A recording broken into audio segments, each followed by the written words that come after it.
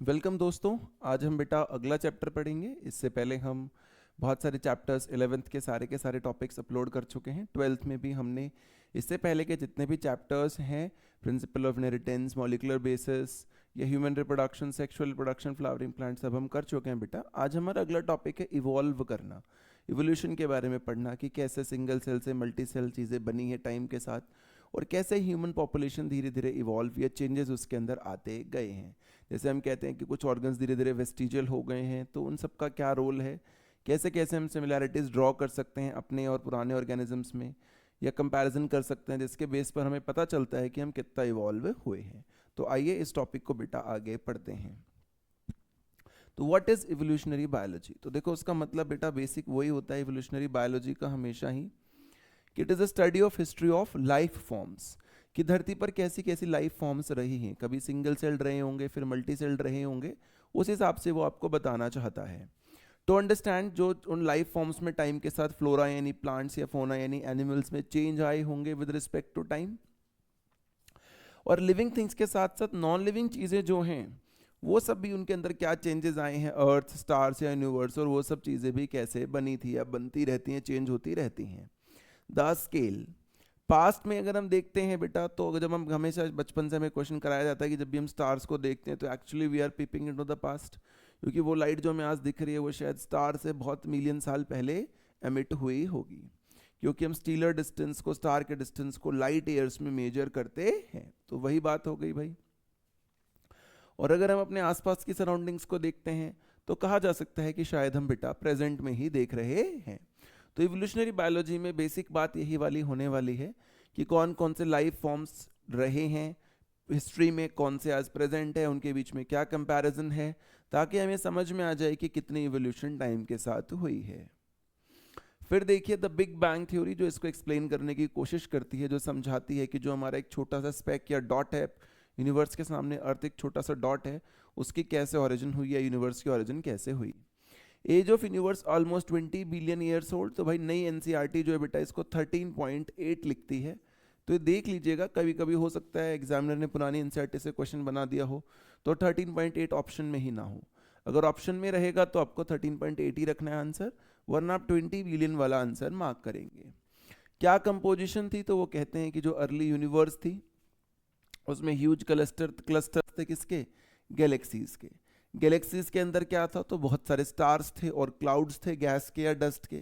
जैसे हमारी मिल्की वे गैलेक्सी में सन जैसे या और बहुत सारे स्टार्स हैं, और क्लाउड तो हमें दिखते ही हैं, है ना। तो वैसे ही गैलेक्सीज या यूनिवर्स उन गैलेक्सीज से मिलकर यूनिवर्स बनते हैं। द थ्योरी, थ्योरी ने कहा था कि एक बहुत बड़ा एक्सप्लोजन हुआ था, अनइमेजिनेबल इन फिजिकल टर्म्स, जिसके कारण जब कोई धमाका होगा तो पार्टिकल्स दूर दूर जाएंगे। तो यूनिवर्स एक्सपेंड हुआ था, और जब एक्सपेंड हुआ तो धीरे धीरे टेम्परेचर फिर कम भी हुआ, और हाइड्रोजन और हीलियम गैसेस बनी।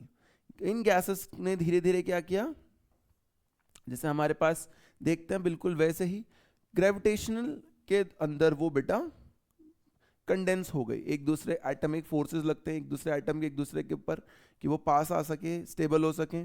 तो वो जो फोर्सेस लगी उन एटम्स के बीच में, हाइड्रोजन हीलियम के एटम्स जैसे मान लो, या जो दूर दूर तक फैल गए थे एटम्स, उन ग्रेविटेशनल फोर्सेस के कारण वो कंडेंस हो गई चीज़ें जो भी एक्सपेंड कर रही थी। तो वो कंडेंसेशन बताई गई आपको, देखो फिर क्या हुआ, और कंडेंसेशन होकर इस तरीके के स्टार्स और क्लाउड्स, गैस और डस्ट जैसे स्ट्रक्चर्स जो हैं वो बन गए थे, ऐसा वो कह रहे थे। बता भी रहे हैं कि बिग बैंग एक्सपेंशन की बात कर ली उन्होंने यहाँ पर, देखो आपके साथ डेवलपमेंट ऑफ गैलेक्सीज, प्लैनेट्स वगैरह की बात करी, एक डायग्राम से आपको समझाने की कोशिश करी है कि किस तरीके से इनिशियली यूनिवर्स बना होगा। तो जब बहुत बड़ा एक्सप्लोजन हुआ होगा तो गैस आइटम्स दूर दूर फैले, फिर वो जो कंडेंस हुए आपस में मिले, तब जाके प्रेजेंट डे यूनिवर्स की क्रिएशन हुई होगी। हम अपने अर्थ की अगर मेजरली बात करते हैं, जो हमारा मेन टारगेट है, तो कहते हैं फॉर्मेशन ऑफ अर्थ, अगर वो 13.8 बिलियन साल पहले था या 20, तो ये फिर 4.5 पहले था। कोई एटमॉस्फेयर नहीं था अर्ली अर्थ पे। देखो जैसे दिख रहा होगा बेटा कि उसके सरफेस से गैसेस रिलीज हो रही हैं, कौन सी? अमोनिया, CO2, मीथेन, है ना। मीथेन, CO2 और कार्बन डाइऑक्साइड और अमोनिया रिलीज हो रही हैं। लाइटनिंग गिर रही है देखो ऊपर से बहुत सारी। तो क्या हो रहा होगा, वाटर वगैरह, जो वाटर वेपर भी थे क्योंकि वो स्प्लिट हो जा रहे होंगे वाटर और ऑक्सीजन में, सॉरी हाइड्रोजन और ऑक्सीजन में। हाइड्रोजन लाइटर है, वो उड़ के चला जाता था, ऑक्सीजन फिर इन कंपाउंड्स के साथ रिएक्ट करेगा।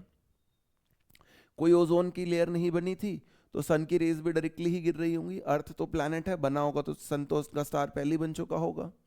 तो देखो कैसे है, कोई एटमॉस्फेयर नहीं था, अर्थ का सरफेस वाटर वेपर से कवर था, या हम कहें बेटे मीथेन से कवर था, या कार्बन डाइऑक्साइड से कवर था, और अमोनिया से कवर था। These gases were constantly released from molten mass, release होते हुए दिख ही रही है हमें, covering the surface. UV rays from the sun water को ब्रेक करती थी, वाटर वेपर को, किसमें, हाइड्रोजन और ऑक्सीजन में। हाइड्रोजन लाइटर होता था तो वो उड़ जाता था। ऑक्सीजन जो बाकी कंपोनेंट्स बच गए हमारे, जैसे हमने देखा था उसमें अमोनिया था, कार्बन डाइऑक्साइड था, मीथेन था, उनके साथ रिएक्ट करता था जो मोल्टन सरफेस से रिलीज हो रहे थे। फिर कुछ टाइम बाद बेटा ओजोन की लेयर बन गई। जब ओजोन की लेयर बन गई तो भाई अब यूवी रे सारी नहीं आ पाएंगी, तो हीट भी कम हो जाएगी सरफेस पे, तो चीजें धीरे धीरे चीजें मोल्टन से सॉलिड फॉर्म की तरफ बढ़ सकती हैं। तो ओजोन लेयर बन गई। As the earth cooled water vapour fall down as rain. अब तक तो हैवी यूवी रेस के कारण वो स्प्लिट हो जा रहा था बार बार, अब वो कंडेंस होकर रेन के फॉर्म में आया। और जो डिप्रेशंस थे अर्थ के सरफेस पर, उन सबको ओशन हमने बना दिया उससे। लाइफ कितनी देर पहले आई बेटा, तो अगर अर्थ 4.5 बिलियन साल पहले आई है तो लाइफ मात्र 4 बिलियन साल पहले आई है, यानी 500 मिलियन साल के करीब का टाइम लग गया अर्थ बनने और अर्थ पे लाइफ बनने के बीच में। तो देखो ये हमें पता होना चाहिए। फॉर्मेशन ऑफ ओजोन बहुत इंपॉर्टेंट थी हमारे लिए, कैसे इनिशियली ये सब चीज़ें रिलीज हो रही थी, वाटर स्प्लिट हो रहा था, हाइड्रोजन जा रहा था, ऑक्सीजन इनसे रिएक्ट कर रहा था। ओजोन बनने के बाद हमारा काम आसान हो गया। यूनिवर्स में स्टार्टिंग में कैसे चीज़ें हुई, एक्सपेंड हुआ, फिर ग्रेविटेशन के कारण कंडेंस हो गए, यूनिवर्स की फॉर्मेशन हुई। ये सिंपल भाषा में बेटा हमें समझाया गया है।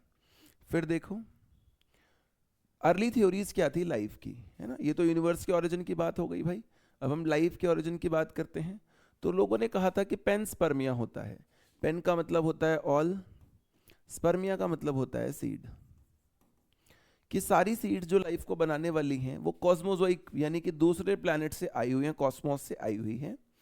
Unit of life called as spores या seeds were transferred from different planets to different planets from including earth from other planets. Still a favourite idea, आज भी कुछ एस्ट्रोनॉमर इसको मानते हैं, बट हम जानते हैं इंटरस्पेस ट्रैवल करना इतना आसान नहीं होता चीज़ों के लिए। तो अभी कुछ बहुत ज़्यादा लोग बेटा इस थ्योरी पे यकीन नहीं रखते हैं, क्योंकि बीच में बहुत सारी ऐसी कंडीशंस आएंगी कि किसी भी चीज़ का ट्रैवल करना, इवन आज हमारे इतने बड़े बड़े फ्लाइट्स या सैटेलाइट्स भी जो होती हैं, कई बार अगर इंटरस्पेस में रह जाए तो जल कर आती हैं पृथ्वी के स्पेस के अंदर, तो छोटे से स्पोर के लिए आ जाना बहुत मुश्किल बात रही होगी, तो इसको हम नहीं ज़्यादा कंसिडर करते। स्पॉन्टेनियस जनरेशन, ऐसा माना जाता था कि डेड और डिकेड पार्ट, जैसे कि डेड मीट पार्ट पड़ा है, कि इसी से सीधा अपने आप ऑर्गेनिज्म जनरेट हो जाता है, स्पॉन्टेनियसली जनरेट हो जाता है। लेकिन इसको लुइस पास्चर साहब ने एक्सपेरिमेंट करके हमेशा के लिए मना कर दिया था, समझा दिया था कि ऐसा नहीं होता, लाइफ हमेशा प्री एग्जिस्टिंग लाइफ से ही आती है। जैसे रुडोल्फ वर्चो वगैरह ने कहा था कि सेल हमेशा प्री एग्जिस्टिंग सेल से आता है, बिल्कुल वैसी बात इन्होंने हमें यहाँ पर कर कर बताई थी। क्या था इनका एक्सपेरिमेंट भाई? उनका एक्सपेरिमेंट सिंपल सा था कि ये फ्लास्क है जी, इसको मैंने क्लोज रखा है ना, इस फ्लास्क में कोई बैक्टीरिया नहीं था, न्यूट्रिटिव ब्रोथ था, लेकिन मैंने उसे हीट कर दिया था तो उसमें कोई माइक्रोऑर्गेनिज्म बचा नहीं, पर माइक्रोऑर्गेनिज्म्स को मारने के बाद मैंने क्लोज रखा फ्लास्क को, कई दिन तक रखा, कुछ ग्रोथ नहीं हुई। दूसरे वाले फ्लास्क में मैंने न्यूट्रिटिव ब्रोथ को किल तो कर दिया, बट फ्लास्क को क्या कर दिया, ओपन छोड़ दिया, तो एटमॉस्फेयर से बैक्टीरिया आ गए और थोड़े दिन बाद वहाँ ग्रोथ दिखने लगी। तो ये उन्होंने कहा कि स्पॉन्टेनियसली नहीं होता है, स्पॉन्टेनियसली हो रहा होता तो यहाँ भी होता ग्रोथ और यहाँ भी होता, इसमें नहीं हो रही, इसमें हो रही है। इसका मतलब एटमॉस्फेयर से माइक्रोब्स आए, उन्होंने ग्रोथ करी, ना कि अंदर जो ग्रोथ था वो स्पॉन्टेनियसली खुद ही ग्रोथ हो गई उसकी।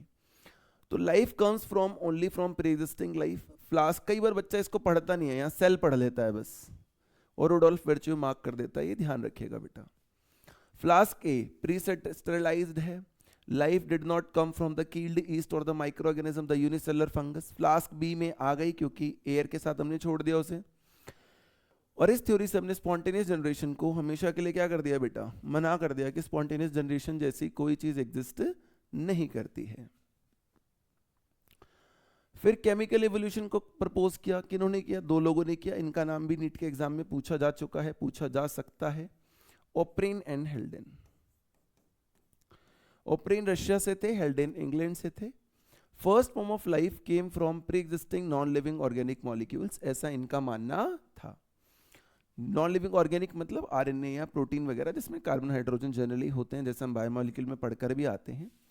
फॉर्मेशन ऑफ लाइफ से पहले केमिकल एवोल्यूशन हुई है, यानी कि पहले केमिकली सिंपल इनऑर्गेनिक से ऑर्गेनिक, फिर कॉम्प्लेक्स ऑर्गेनिक मॉलिक्यूल्स बने हैं, तब जाकर लाइफ के बनने की बारी आई है। कंडीशंस कैसी थी उनके हिसाब से देखो तो वो कह रहे थे, देखो बिजलियां कड़क रही हैं, यानी हाई टेम्परेचर था। वोल्केनिक स्टॉर्म्स आ रहे हैं, देखो वोल्केनिक स्टॉर्म्स दिख रहे हैं हमें यहाँ पर, क्लियरली दिख रहे होंगे आपको कि वोल्केनिक स्टॉर्म्स आ रहे हैं यहाँ पर बहुत सारे, है ना। रिड्यूसिंग एटमॉस्फेयर, ये देखो लाइटनिंग वगैरह गिरी रही है, हाई टेम्परेचर है। कौन से गैसेज हैं भाई? अमोनिया है, मीथेन है, हाइड्रोजन है, वाटर वेपर है, ऑक्सीजन कट कर दिया। अर्ली एटमॉस्फेयर में ऑक्सीजन नहीं थी बेटा, नो फ्री ऑक्सीजन। फिक्स्ड तो CO2 में दिख सकती है आपको, H2O में दिख सकती है, लेकिन फ्री नहीं है, अकेला ऑक्सीजन का आइटम नहीं दिखेगा। एक्सपेरिमेंट करा गया, उन्होंने एक ये फ्लास्क पकड़ा भाई, कहा कि इस फ्लास्क को अगर अपन ध्यान से देखेंगे तो इसमें हम टेम्परेचर को मैच करने के लिए लाइटनिंग कर देंगे, 800 डिग्री सेल्सियस के टेम्परेचर को मैच करने के लिए लाइटनिंग कर देंगे, इलेक्ट्रोड्स लगा देंगे उसके लिए। गैसेस पहले वाली रख लेंगे, देखो जैसे इसमें यहाँ दिख रही होंगी, मीथेन, हाइड्रोजन, अमोनिया और ये सब रख लेंगे। कई बार इनका रेशियो एग्जाम में पूछा जाता है, सिंपल ध्यान रखना है कि CH4 2 के रेशियो में होगी, NH3 1 के रेशियो में होगी, उसके अलावा अगर हाइड्रोजन है वो भी 2 के रेशियो में ही होगी। जिसके टेबल में 2 आ जाता है, 2 और 4 वो 2 के रेशियो में होंगी बेटा, और बाकी चीजें 1 के रेशियो में होगी, तो 2:1:2। इसको हीट करते हैं हम, यहां से देखो ये नीचे वाला जो हिस्सा होता है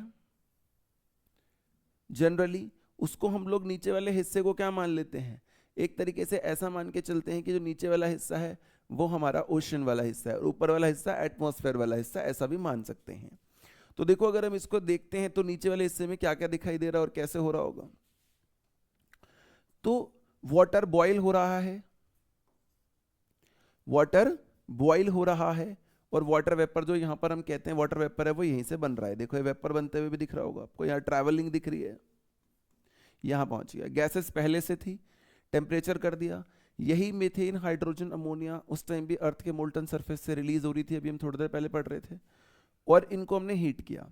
हीट किया तो जो भी प्रोडक्ट बनेगा वो बहुत हाई टेम्परेचर का बनेगा, मोल्टन बनेगा, इसलिए हमने यहाँ पर लगा दिया कंडेंसर, ताकि वेपर को हम किस में कन्वर्ट कर सकें? लिक्विड में कन्वर्ट कर सकें। तो लिक्विड में वो कन्वर्ट हो गया, कन्वर्ट हो गया तो जो कूल्ड वाटर था उसको हमने यहाँ पे ट्रैप करा और देखा कि इसके अंदर क्या क्या बन सकता है, क्या क्या बना इस एक्सपेरिमेंट से, क्योंकि ऐसी कुछ कंडीशंस अर्ली एटमॉस्फेयर में रही होंगी, ये गैसेस, टेम्परेचर, इस तरीके से बॉइलिंग एटमॉस्फेयर रहा होगा एकदम। तो उन्होंने कहा कि जब हमने एक्सपेरिमेंट करा, किसने करा ये? थ्योरी दी थी ओप्रिन हेल्डेन ने, ये एक्सपेरिमेंट करा SL मिलर ने। क्लोज फ्लास्क के अंदर ये गैसेस रखी, इनका रेशियो मैंने आपको बता दिया है, 2 की टेबल वालों का 2 होता है, क्वेश्चन आ चुका है। Temperature, energy source electric discharge के तौर पे रखा मैंने। फिर क्या हुआ? वैक्यूम पंप हटा रख लिया ताकि ऑक्सीजन ना रहे बिल्कुल भी, क्योंकि प्रिमिटिव एटमॉस्फेयर में कोई ऑक्सीजन नहीं थी बेटा। Millers observation, observed formation of amino acids, बाकी लोगों ने एक्सपेरिमेंट करा तो उन्हें शुगर्स, नाइट्रोजनस बेसिस वगैरह भी मिले। और आज भी जब हम किसी मेटेरॉइड को अपने आसपास उल्कापिंड को पढ़ते हैं तो हमें दिखता है कि ऐसे ही कुछ अमीनो एसिड्स बन रहे हैं, इसी तरीके का कुछ एटमॉस्फेयर है, तो हमें लगता है शायद अपने अर्थ पे भी कभी ना कभी ऐसा रहा होगा, right? Found in meteoroids indicating कि कहीं और ये प्रोसेस हुआ होगा पहले या अभी चल रहा होगा। Conclusion, theory of chemical evolution को कुछ ज़्यादा कम एक्सेप्ट कर लिया गया था और मेजॉरिटी ने इसे मान लिया था कि शायद इसी से ही हमारी बेटा आगे की चीज लाइफ में धीरे धीरे बढ़ी हैं। तो देखो ये हमें समझ में आ गया, प्रिमिटिव एटमॉस्फेयर की कंडीशन कर ली हमने, क्या क्या डिस्चार्ज कर लिया, ट्रैप कर लिया पानी को कंडेंस कूल करके, और देखा क्या क्या बना है। नीचे ओशियन है, ऊपर एटमॉस्फेयर वाली बात है। फिर कहते हैं फर्स्ट लाइफ फॉर्म्स, पहला मेटाबॉलिक कैप्सूल कैसे बना ये किसी को नहीं पता। एनसीईआरटी लिखती है फर्स्ट रेप्लिकेटिंग मेटाबॉलिक कैप्सूल कैसे बना, ये हमें समझ में अब तक नहीं आया है। लेकिन पहली नॉन सेलुलर लाइफ फॉर्म जो थी वो 3 बिलियन साल पहले बन गई, ऐसा मानना है हमारा, और सेलुलर लाइफ फॉर्म बन गई 2 बिलियन। बहुत बार इस बिलियन को एनसीईआरटी में ऐसे लिख देते हैं 3000 मिलियन या 2000 मिलियन ईयर्स अगो, तो वो भी अपने को पता होना चाहिए। ये देखो ये एक स्फेरिकल सा मास है जो सेलुलर नहीं लग रहा, ये बहुत अच्छे से सेलुलर स्ट्रक्चर हमें लग रहा है, क्लियरली समझ में आ रहा है। लाइकली जाइंट मॉलिक्यूल्स से जो ये शुरू में बने थे, जो हम कहते हैं कि पहले केमिकल एवोल्यूशन ही हुई होगी, आरएनए के, प्रोटीन के, पॉलीसेकेराइड के, है ना। पॉलीसेकेराइड कैसे बना होगा? मोनोसेकेराइड से बना होगा। प्रोटीन कैसे बना होगा? अमीनो एसिड से। तो पहले सिंपल ऑर्गेनिक से कॉम्प्लेक्स ऑर्गेनिक आए, फिर ये स्ट्रक्चर्स आए। अपने मॉलिक्यूल उन्होंने बनाए, कैसे बनाए नहीं पता। All life forms originated in water environment only. Emphasis, transition from non living molecules to complex cellular life. ऐसे ही हुआ है, केमिकल इवोल्यूशन पहले हुई है जैसा इसने शुरू में बोला था, और बाद में हमारी इवोल्यूशन हमें देखने को मिली है। जैसा देखो उन्होंने शुरू में कहा था, formation of life was preceded by chemical evolution. तो ये दोनों एक्सपेरिमेंट्स बेटा बहुत इंपॉर्टेंट होते हैं। बहुत लोग इन एक्सपेरिमेंट्स में ही उलझ जाते हैं, उनको नहीं समझ में आता है कि एस एन मिलर और बिग बैंग को कैसे समझना है। बट ये कोई बहुत मुश्किल नहीं है, आप ध्यान देंगे तो आपको समझ में आ गए होंगे कि बिग बैंग इतने साल पहले हुआ, अर्थ तब बना, ओपरेन हिल्डे ने एक्सपेरिमेंट करा, एस एन मिलर ने रिपीट करा, और उसने हमें समझाया पास्चर ने स्पॉन्टेनियस जनरेशन ना किया कि कभी नहीं होती, नॉन सेलुलर इतने साल पहले, और सेलुलर सेल फॉर्म जो है 2 बिलियन ईयर्स अगो आया था। तो ये हमें क्लियर होना चाहिए, दोनों एक्सपेरिमेंट्स हमें क्लियर होने चाहिए। एस एल मिलर वाला भी बहुत सिंपल भाषा में मैंने आपको बता दिया है, और जो इससे पहले हमारे पास था बिग बैंग, वो भी हमने बेसिकली समझ लिया है कि कैसे हम कंडीशन सेम रख के चीज़ों को इकट्ठा करते हैं। कन्वेंशनल, कुछ रिलीजियस लोगों का मानना था कि जो अर्थ है बेटा उसमें सारी की सारी चीज़ें एज सच क्रिएटेड हैं, कोई नई स्पीसीज एंट्री नहीं होती। कन्वेंशनल लिटरेचर को दिखाया गया है। फादर सॉरेज का मानना था, ऐसा नहीं कि हमारा मानना था। हमारी कल्चर में तो बल्कि बहुत अच्छे से बताया जाता है कि शायद ब्रह्मा जी ने जल जीवन जब था वो ऋषियों को, सप्त ऋषियों को जन्म दिया तो जल के पास ही दिया, तो वो वाटर से रिलेट तो हम आज भी करते ही हैं। Eternal diversity was always same रही है, कोई डाइवर्सिटी चेंज नहीं हुई क्योंकि क्रिएशन फिक्स्ड है। रीसेंट अर्थ, उनका मानना था अर्थ सिर्फ 4000 साल पुरानी है, जबकि ऐसा बिल्कुल भी नहीं है, बिलियंस ऑफ ईयर्स ओल्ड है। तो इस थ्योरी को भी कोई मानता नहीं है। ये थ्योरी ऑफ स्पेशल क्रिएशन है। इससे पहले हम theory of spontaneous generation, panspermia theory के बारे में बात कर चुके हैं। केमिकल इवोल्यूशन थ्योरी के बारे में भी हम बात कर चुके हैं। आइडियाज को चैलेंज किया, किसने चैलेंज किया? तो कहते हैं there was a person known as Charles Darwin, उन्होंने इसको चैलेंज किया। उन्होंने वॉयेज यानी लॉन्ग सी ट्रिप ली, उन्होंने एचएमएस बीगल नाम के जहाज पे घूमे, वो जहाज का फोटो वहाँ दिख रहा होगा आपको।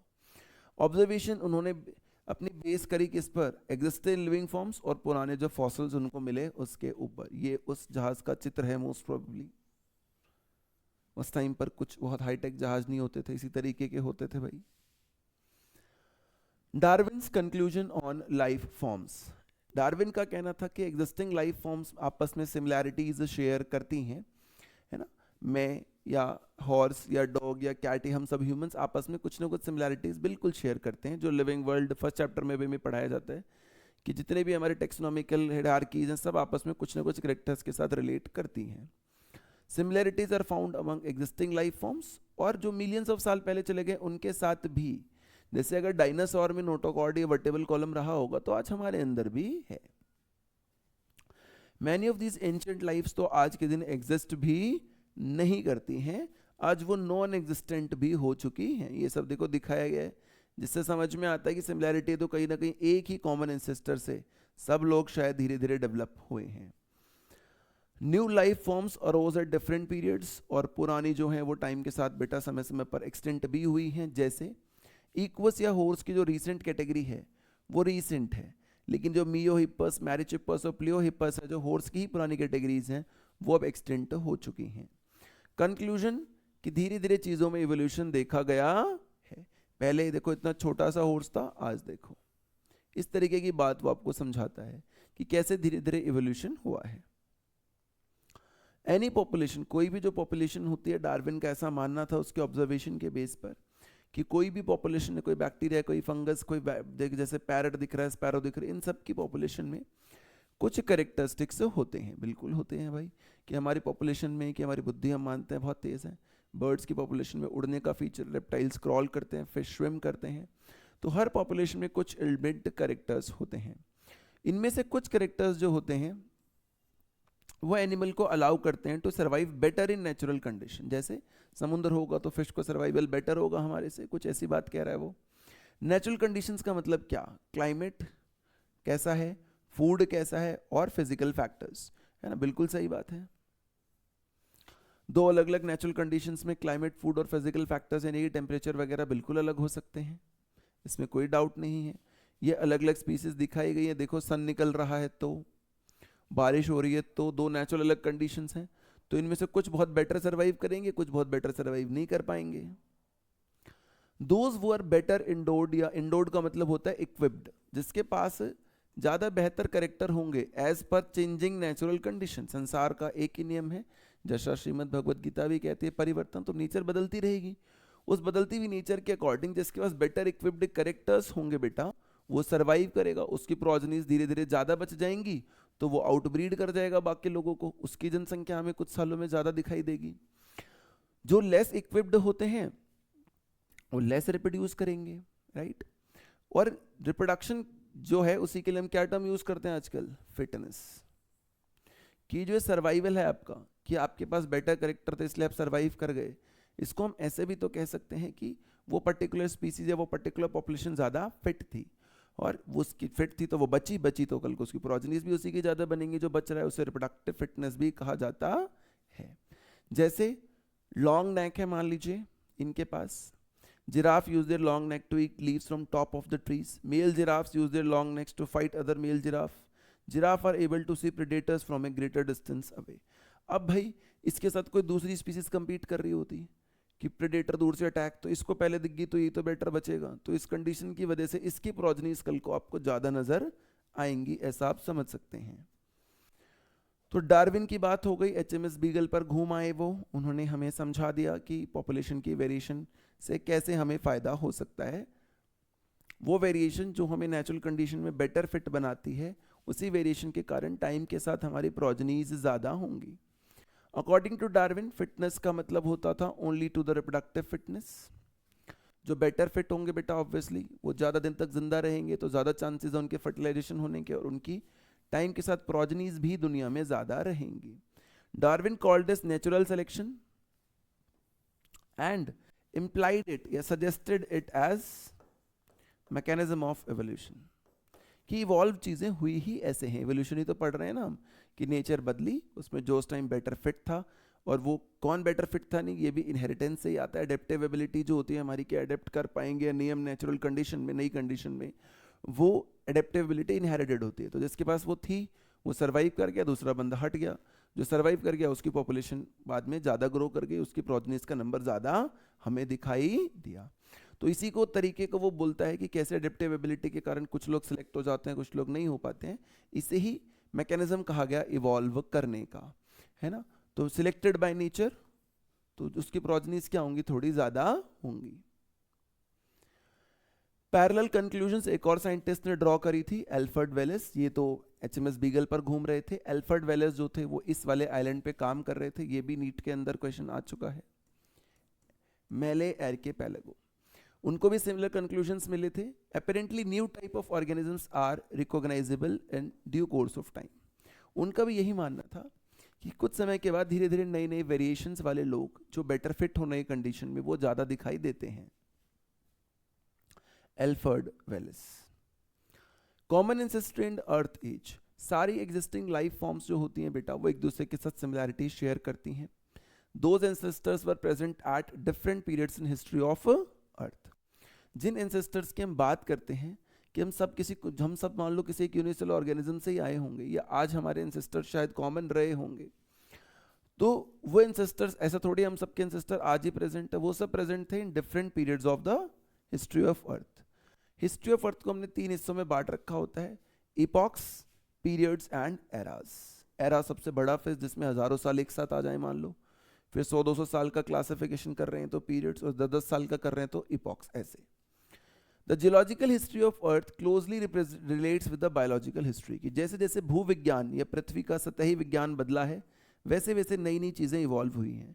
जिससे हमें और समझ में आता है कि शायद पृथ्वी के विज्ञान के बदलने की वजह से ही इवोल्यूशन हुआ है, या नेचुरल कंडीशन बदलने की वजह से ही क्या हुआ है बेटा, इवोल्यूशन हुआ है। ये यहाँ पर उसने कुछ कुछ लिखने की भी कोशिशें करी हैं।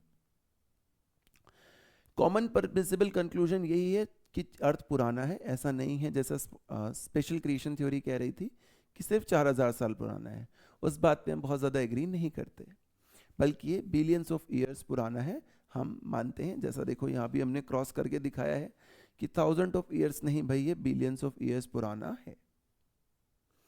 Summary, special creation, Darwin, natural selection, Alfred Wallace, earth की एज, इन 5 बातों पे हमने बात करी है। वो कह रहे थे वेरिएशन बिल्ट इन होती है, इनहेरिटेड होती है, जिसके पास होती है उसकी प्रोजनीज बाद में ज़्यादा दिखती है जैसे ही नेचर चेंज करती है। जो बच जाता है उसकी प्रोजनीज ज़्यादा यानी बेटर रिप्रोडक्टिव फिट है। वेलेस ने भी ऐसी फाइंडिंग्स करी थी नए आइलैंड पे, मैलेआर के पैलेगो पे। और अर्थ की एज बिलियन है, ना कि अर्थ कोई रिसेंट चीज़ है। Evidences for evolution, very important, बहुत बार नीट के अंदर इस सेक्शन से क्वेश्चन आते हुए देखा गया है। एक एविडेंस हमें मिलता है फॉसिल्स से, जो पुराने ज़माने के एनिमल्स थे उनका कोई रिमेन मिल जाए, उनका कोई फुटप्रिंट मिल जाए, उससे पैलेंटोलॉजिकल एविडेंस कहते हैं। एक हमें मिलता है एम्ब्रियोलॉजिकल सपोर्ट से, कि मेरी फिश की या और जो रेप्टाइल्स वगैरह इनकी एम्ब्रियोलॉजी देखी जाए, एम्ब्रियो ग्रोथ देखी जाए, क्या कुछ सिमिलर पैटर्न आ रहा है, इसका मतलब शायद हम सब कभी एक कॉमन किसी चीज़ का पार्ट रहे होंगे। कंपैरेटिव एनाटॉमी एंड मॉर्फोलॉजी, कि मैं या तो सुपरफिशियली चीज़ों को मैच करके देख लूँ आपस में, मॉर्फोलॉजिकली क्या सिमिलरिटी है या नहीं है, चाहे अंदर से चीज़ें डिफरेंट हो, या हो सकता है ऊपर से चीज़ें डिफरेंट हो बट अंदर से चीज़ें सेम हो, वो भी हम धीरे धीरे पढ़ेंगे होमोलोगस एनालोगस में। And last is natural selection, जिसमें इंडस्ट्रियल मैनरिज्म सिखाया जाएगा कि जैसे जैसे पॉल्यूशन बढ़ा, या ये जो ब्लैक कलर का धुआं है जिसे हम सूट कहते हैं, जब ये बढ़ा तो इंग्लैंड में देखा गया कि ब्लैक कलर के मोथ्स ज़्यादा सर्वाइव करने लग गए क्योंकि ट्री का बैकग्राउंड ब्लैक हो गया। और रूरल एरियाज में ऐसा नहीं था, या पहले इंडस्ट्री आने से पहले शहरी इलाकों में भी ऐसा नहीं था, तो वहाँ पर वाइट मोथ ज़्यादा सर्वाइव करते हैं क्योंकि बैकग्राउंड उनके लिए फिजिबल होता है। तो देखिए वन बाय वन पकड़ते हैं इसको। What is palaeontological evidence? Fossils are remains of hard parts of life forms found in rocks. पहली बात तो ये सबसे इंपॉर्टेंट बात है, rocks form sediments over geological time, है ना। रॉक्स में से जो हिस्सा गिरता रहता है, वेदरिंग होती रहती है, इरोजन होता रहता है, उसके सेडिमेंट के हिस्से होते हैं, वो टाइम टू टाइम बनते रहते हैं। Cross section of earth crust जब हम देखते हैं तो हमें दिखता है कुछ सेडिमेंटल हिस्सा ऊपर है, नीचे है, अर्थ में ऐसे नीचे नीचे ऊपर ऊपर दिखते रहते हैं। तो सबसे नीचे होगा शायद वो सबसे पुराना होगा भाई, और जो सेडिमेंट सबसे ऊपर होगा शायद वो सबसे नया होगा। डिफरेंट एज, देखो इसलिए लिखा है सेडिमेंट अलग अलग एज के हो सकते हैं। These organisms likely died during the formation of that specific sediment. Some fossils जो हमें आज मिलते हैं वो मॉडर्न ऑर्गेनिजम्स को रिजेंबल करते हैं और कुछ एक्सटेंट को रिजेंबल करते हैं। जितने ऊपर फॉसिल मिलेगा शायद वो मॉडर्न को उतना ज़्यादा रिजेंबल करेगा, जितने नीचे मिलेगा शायद उतना कम ही उसकी रिजेंबलेंस होगी। Teacher note, radio active dating, कि भाई हमें कैसे पता चलता है कौन कितना पुराना फॉसिल है। तो देखो जैसे ये दिखा रहा है हमें लास्ट ट्राइलोबाइट सबसे पुराना, फिर डायनासोर, फिर अर्ली मैमल्स, ऐसे चीजें हमें दिख सकती हैं, है ना। अगर एरो डाउनवर्ड है तो देखो एरो कैसी है, डाउनवर्ड, यानी कि ऊपर से नीचे थी वहां पर एरो, तो हमने वैसे बता दिया था। यहां पर इसने दूसरे हिसाब से बताने की कोशिश करी है, यहाँ ये सबसे पुराना है, ये सबसे नया है, यहाँ उल्टे हिसाब से उसने समझाया है हमें, है ना। वो उसकी मर्जी है, वो कौन से अप टू डाउन जाना चाहता है, डाउन टू अप जाना चाहता है। रेडियो एक्टिव डेटिंग का क्या मतलब होता है भाई? सिंपल सा लॉजिक होता है भाई, मैंने एक जगह देखी और मेरे को पता चला कि कार्बन का एक है रेडियो एक्टिव कंपाउंड और एक है नॉर्मल कंपाउंड। मेरे को उन दोनों का रेशियो मिल गया 1:1। क्या मिल गया? दोनों का रेशियो 1:1, कि अगर 10 ग्राम नॉर्मल है तो 10 ग्राम रेडियो एक्टिव है। इसका मतलब 50-50 हो चुका है, रेडियो एक्टिव चीज आधी टूट चुकी है। यानी वो जो फॉसिल था वो कितना पुराना था? वो उतना पुराना था जितने की कार्बन के रेडियोएक्टिव कंपाउंड की हाफ लाइफ है। ऐसा तो रेशियो से हम कैलकुलेट करते हैं बेटा किसी भी सैंपल में। अगर ऐसा दिख जाए कि रेडियोएक्टिव कंपाउंड 2 है और वो अभी 1 ही है, यानी 1/3 जो है अभी भी रेडियोएक्टिव बचा हुआ है, यानी अभी हाफ लाइफ तक आप नहीं पहुंचे हो, हाफ लाइफ का भी आधा कर लो, या 75% पुराना है, 25% ही जो है वो कन्वर्ट होकर बना है नॉर्मल कंपाउंड में। तो उस तरीके से हम इसमें कैलकुलेट करते हैं कभी भी रेडिएक्टिविटी को जब हमें करना होता है। Inferences from fossils, variation and geological time. जब हम एक्सटेंसिवली स्टडी करते हैं फॉसिल्स को तो वो हमें अलाउ करता है बहुत सारे कंक्लूजन्स के बारे में बात करने में। जैसे फॉसिल देखने से हमें समझ में आता है कि लाइफ फॉर्म्स जो होते हैं टाइम के साथ बहुत बदले हैं। जैसे अभी हम पिछले पे देख रहे थे कि पहले ट्राइलोबाइट्स से हमने शुरू करा है, फिर डायनासोर्स, और आज हम अर्ली मैमल पे बात कर रहे हैं। यानी लाइफ फॉर्म्स जो होती हैं बेटा वो विद टाइम चेंज होती हैं, ऐसा हम फॉसिल से बात कह सकते हैं।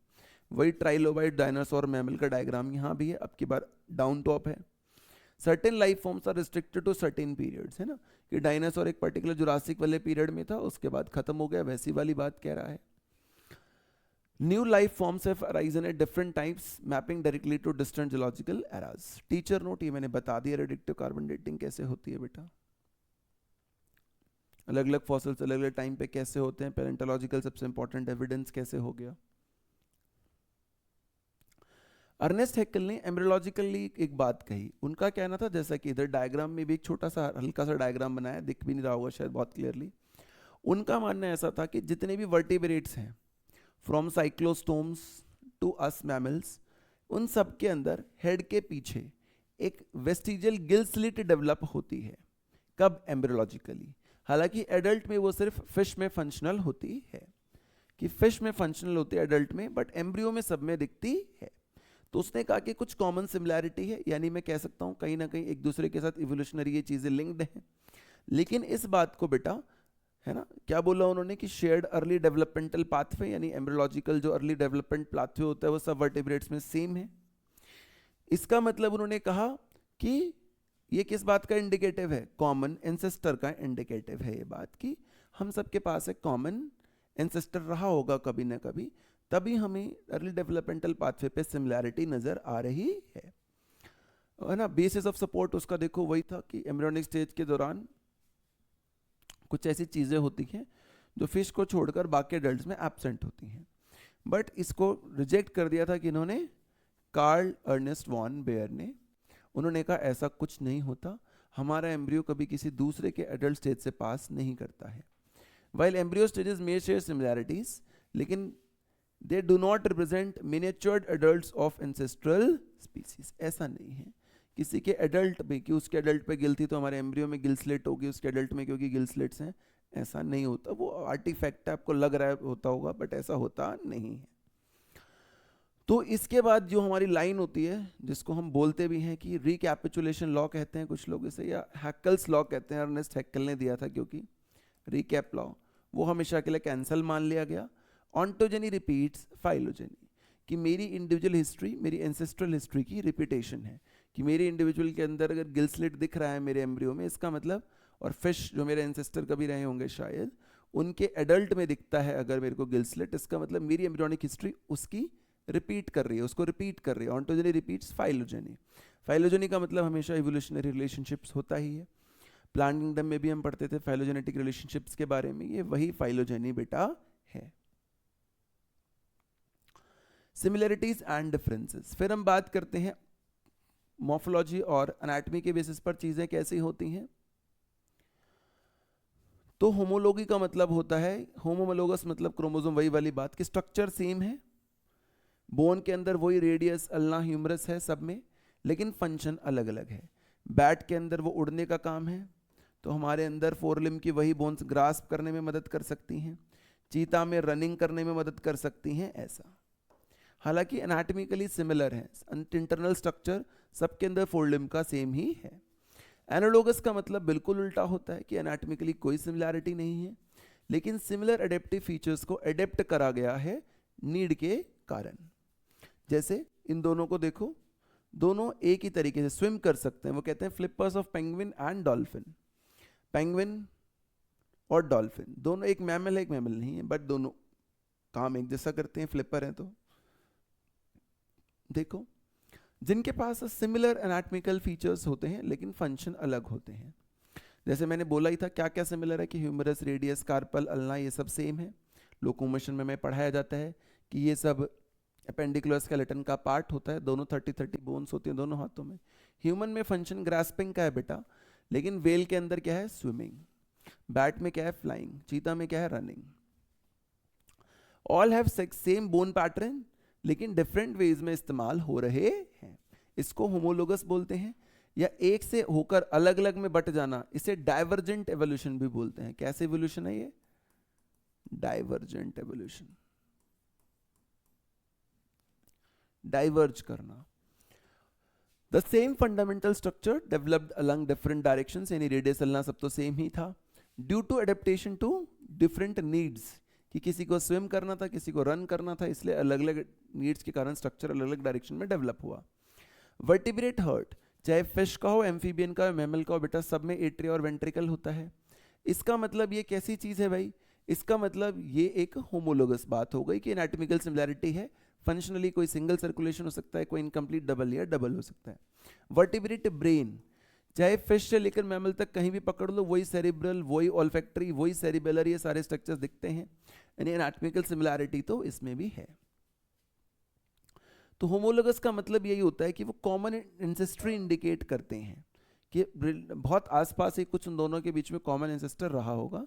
जैसे वेल, चीता, या हम ह्यूमन की बात कर रहे थे, तो हम सब मैमल्स हैं, ये कॉमन बात है।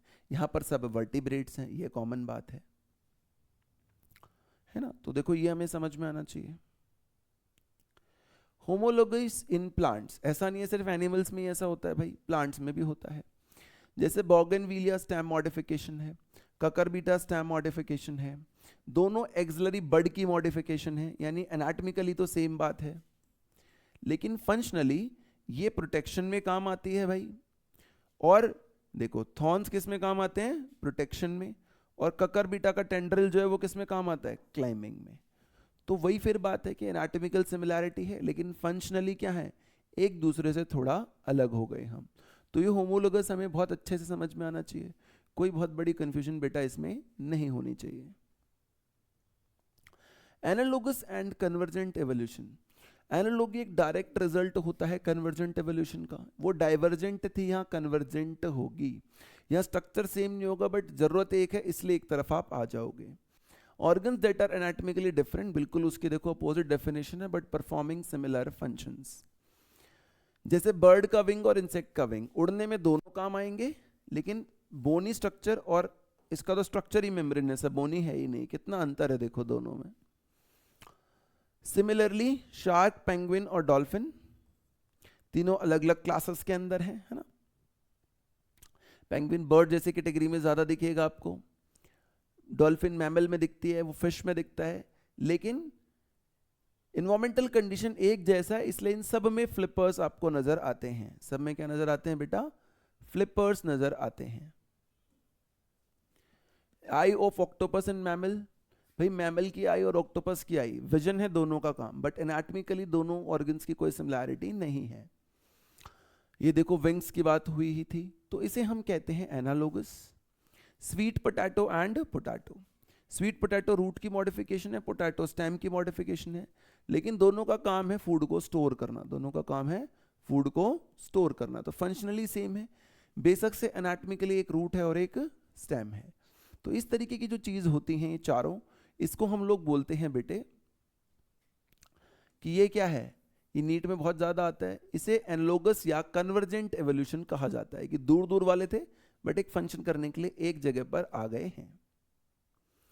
बायोकेमिकल सिमिलैरिटीज भी देखी जाती हैं लोगों के अंदर या ऑर्गेनिजम्स के अंदर। जैसे डिफरेंट ऑर्गेनिजम्स में देखा गया कि प्रोटीन और जीन्स जो हैं वो एक जैसे हो सकते हैं और एक फंक्शन कर सकते हैं, कि सेम जीन मेरे अंदर भी अमाइलेज एंजाइम बना रहा है, कॉकरोच के अंदर भी अमाइलेज एंजाइम ही बना रहा है।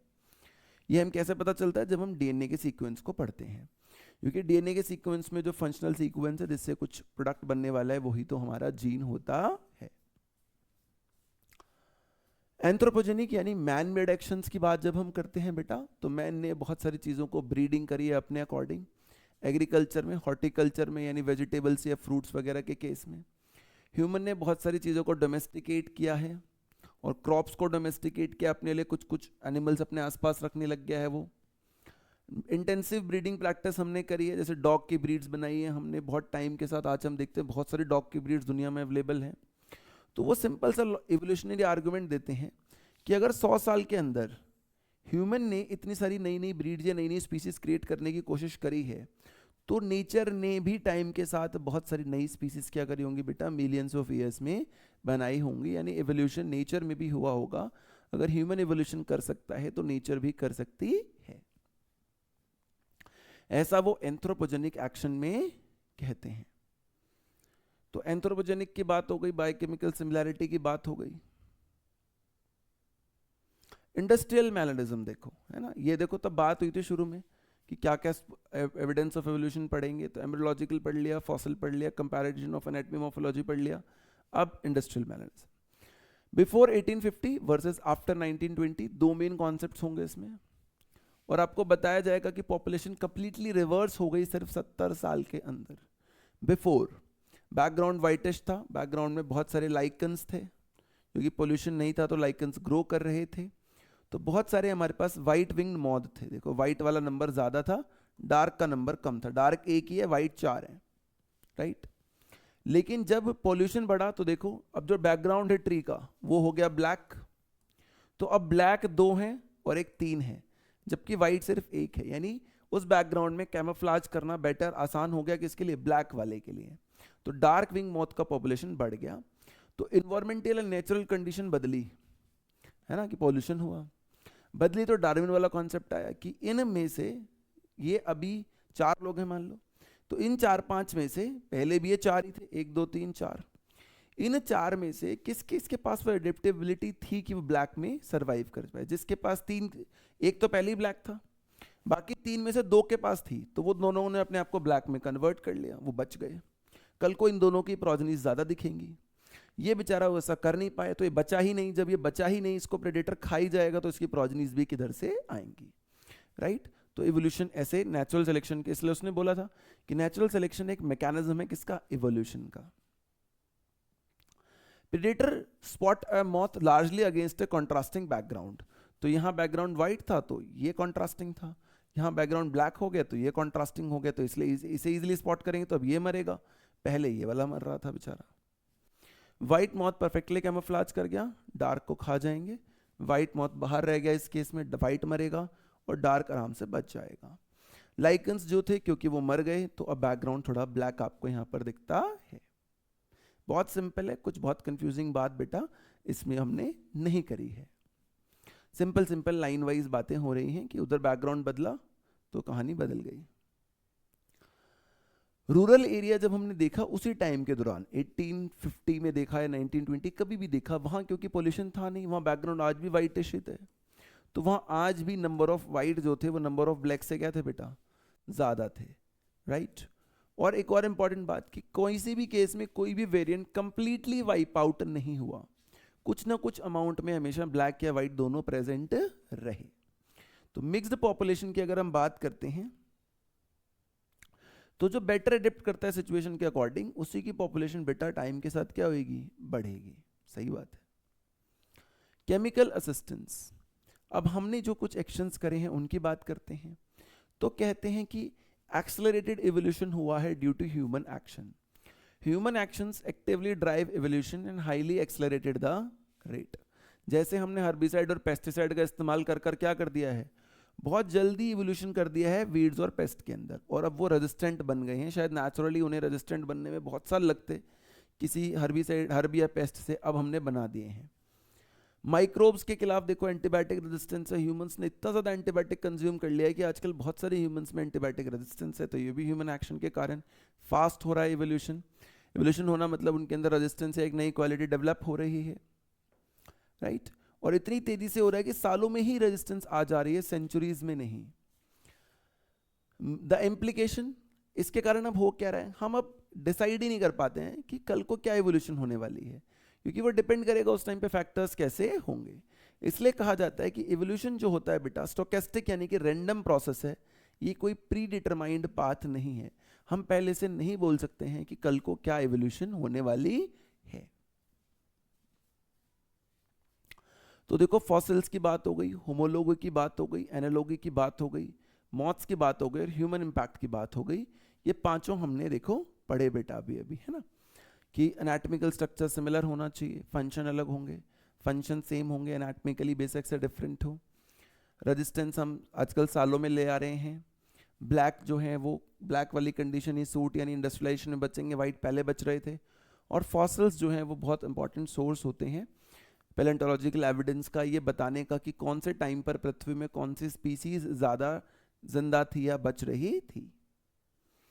Darwin journey to Galapagos. Darwin जब घूमने गया, भाई कहाँ घूमने गया डार्विन, तो कहते हैं डार्विन घूमने गया गैलापागोस। तो उसने क्या देखा, उसने अमेजिंग डाइवर्सिटी देखी क्रिएचर्स में। कौन से क्रिएचर, उसने कहा भाई पहले ने एक बर्ड ज़्यादा था वहाँ पर शायद, स्मॉल ब्लैक बर्ड, लेकिन आज इस ब्लैक बर्ड की बहुत सारी वेराइटीज़ हैं जिनमें बीक की फॉर्म्स आप ध्यान से देखोगे तो डिफरेंट डिफरेंट है, right. All varieties evolved on island. Ancestor जो इनिशियल वाले थे, जो नंबर 1 थे, ये सीड ईटिंग थे, लेकिन जो नई बीक आई है धीरे धीरे, उसके अंदर जब मैंने देखा तो वो बहुत सारे उसमें से कैसे हो गए थे, उसमें से बहुत सारे इंसेक्टिवोरस हो गए थे या वेजिटेरियन हो गए थे। और क्योंकि एक ही आइलैंड पर एक ही चीज से, एक ही एंसेस्टर से अलग अलग डायरेक्शन में ये बने और फिर पूरे आइलैंड पर फैल गए, यानी कि रेडिएट कर गए, इसलिए इस फेनोमेना को कहते हैं एडेप्टिव रेडिएशन। क्या कहते हैं बेटा, adaptive radiation. Process of evolution of different species in a area, जैसे कि island Galapagos, starting from a point and spreading to other areas of geography, कि यहाँ से स्टार्ट करके हर तरफ फैल गए, है ना। जब सीड कम पड़ने लगे होंगे तभी तो वो वेजिटेरियन की तरफ गया होगा या इंसेक्टिवोरस की तरफ, उसने अपने आप को उनकी उसकी उससे पॉपुलेशन में कुछ लोगों ने बनाने का सोचा होगा कि चलो भाई अपन सीड पे ना फोकस करके वेजिटेबल पे फोकस कर लेते हैं, पॉसिबल है तो, क्योंकि उससे कंपटीशन घट जाएगा। और फिर उसको देखिए बहुत सारे और लोगों ने भी उसी तरीके से अपने आप को कन्वर्ट करने की कोशिश करी होगी, या उनके पास वो एडेप्टिव एबिलिटी इनहेरिटेड रही होगी कि उन्होंने अपने आप को उसमें कन्वर्ट कर लिया होगा। तो डार्विन फिंचेस इसका एग्जाम्पल है। दूसरा एग्जाम्पल होता है ऑस्ट्रेलियन मार्सुपियल्स। ये भी एनसीईआरटी में दिया जाता है कि कैसे कॉमन स्टॉक से बहुत सारे अलग अलग मार्सुपियल्स बन गए, जैसे एक कॉमन बर्ड से बहुत सारे अलग डार्विन फिंचेस बन गए, ग्रेजर बन गए, कुछ क्लाइंबर बन गए, कुछ बोरोवर, कुछ कार्निवोरस। तो उसे भी हम क्या कहते हैं बेटा, एडेप्टिव रेडिएशन। लेकिन एनाटॉमिकल सिमिलैरिटी देखो सब में रहेगी, सारे मार्सुपियल्स हैं, सारे ही डार्विन फिंचेस हैं। तो यानी ये किसका एग्जाम्पल है, अभी तक जो हम पढ़ रहे हैं होमोलोगस यानी डाइवर्जेंट इवोल्यूशन का एग्जाम्पल है, कि एक कॉमन चीज तो उसने अपने आप को अलग अलग फॉर्म्स में डाइवर्ज कर लिया है। Number of marsupials from A common stock with in isolated Australian content, ये चीज हुई होती है।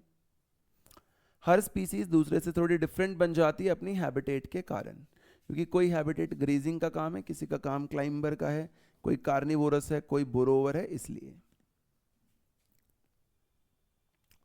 फिर एक बहुत इंपॉर्टेंट कॉन्सेप्ट आता है, अभी तो मैंने बोला था कि डाइवर्जेंट है, फिर एक कॉन्सेप्ट आता है कि भाई कन्वर्जेंट एवोल्यूशन भी यहाँ गिने जा सकते हैं एडेप्टिव रेडिएशन में, लेकिन उसका रूल एक ही है कि एक से ज्यादा एडेप्टेशन हो रही हो किसी में एक एरिया में। जैसे ऑस्ट्रेलियन कॉन्टिनेंट में ही एक तरफ मार्सुपियल्स ने रेडिएट करा और ग्रेजर बनाए, क्लाइंबर बनाए, वहीं पर प्लेसेंटल मैमल्स भी रेडिएट कर कर क्या बना लें, ये दोनों। तो इंडिविजुअली देखोगे तो ये डाइवर्जेंट है, बट अगर कंपेयर करोगे तो ऐसा लगेगा दोनों किसी एक ही पर्टिकुलर फॉर्म की तरफ जा रहे हैं, जबकि दोनों में कोई एनाटॉमिकल डिफरेंसेस भी हैं। तो इसलिए तब जब कंपैरिजन करते हैं तो हम बोलते हैं कि ये कन्वर्जेंट एवोल्यूशन है। कैसे एवोल्यूशन है बेटा, कन्वर्जेंट एवोल्यूशन है। जब हम marsupial plus placental plus marsupial दोनों को देखते हैं तब हम ऐसा कहते हैं। Placental mammals in Australia also exhibit adaptive radiation, और वो वैसे ही बने जैसे मार्सुपियल थे, और दोनों को कंपेयर करा गया तब हमने उसे कन्वर्जेंट या क्लोजली रिलेटेड स्पीसीज में जब कन्वर्जेंट एवोल्यूशन होती है तो उसे हम बोलते हैं बेटा पैरेलल एवोल्यूशन। तो हमने उसे क्या बोल दिया, पैरेलल एवोल्यूशन बोल दिया। कन्वर्जेंट एवोल्यूशन का कंपैरिजन देख लो भाई, तो देखो वही बात है, सिमिलर हैबिटेट्स की तरफ गई है, इधर मोल बना तो उधर भी मोल बना, है ना, ऐसी वाली बात हो गई। Similar evolutionary path due to shared environmental challenges. Placental mammals evolve to look like marsupials, और अगर ऐसा होगा तो उसे हम कन्वर्ज करना ही कहेंगे कि पहले जैसे चीज़ें बन चुकी थी आप भी वैसे ही बना रहे हो, तो कन्वर्ज करना हुआ, पहले जैसा होना हुआ, ना कि अलग होना माना जाएगा उसे। एग्जाम्पल्स ऑफ कन्वर्जेंट एवोल्यूशन, ये एनसीईआरटी में ही सिखाया जाता है कि मोल देखो प्लेसेंटल ने भी बनाया, इसने भी बनाया, आंट ईटर, माउस, लेमूर, है ना, एक जैसे बिल्कुल, इसी कारण इसे कन्वर्जेंट कहा जाता है। Flying squirrel, flying phalanger, bobcat, wolf, तो लग नहीं रहा दोनों एक तरफ कन्वर्ज कर एक जैसा बना रहे हैं। अब इसमें याद क्या रखना है आपको, एक तो ये वाला याद रखना है जो कि उसमें आंट ईटर नहीं आ रहा सामने वाले में, और एक ये।